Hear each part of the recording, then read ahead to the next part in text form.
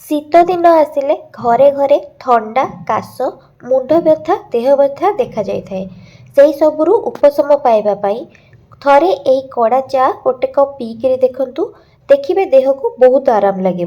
ताहले चलतु स्टार्ट करवा आज रेसिपी नाली कड़ा चाहा।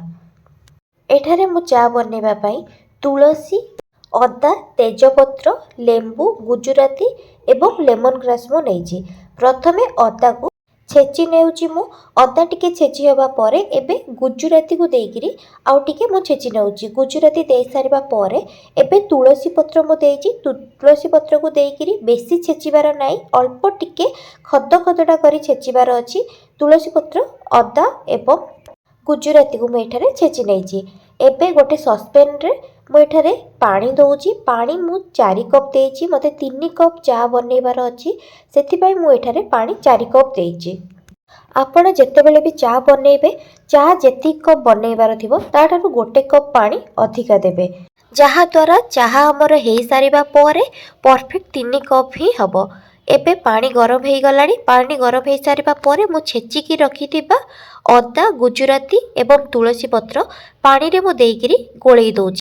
एबे मु तेजपत्र देइची। तेजपत्र परे मु एठारे लेमन ग्रास मध्य देइची। लेमन ग्रास मु एठारे छोट छोट काटी नेइची। 7 रु 8 खंड मु एठारे लेमन ग्रास देइची। लेमन ग्रास आपनक पई ऑप्शनल, जदि आपण चाहिबे देबे, न हेले मध्य चलिबो। एबे मु चीनी देइची। मु एठारे कम चीनी देइची। मु 3 कप चा पाई मु एठारे 2.5 चामच चीनी देइची। आपण जदि चाहिबे अधिका मिठा पाई ताहले आउ अधिका चीनी देई परिबे। एबे मिठा बैलेंस करबा पाई मु एठारे लूण अल्प टिके लूण देइची। लूण देइकिरी गोळेई नेइची। एठारे मु एबे 2 रु 3 मिनिट पर्यंत पानी को भल से फुटिबा पाई छाड़ी देबी।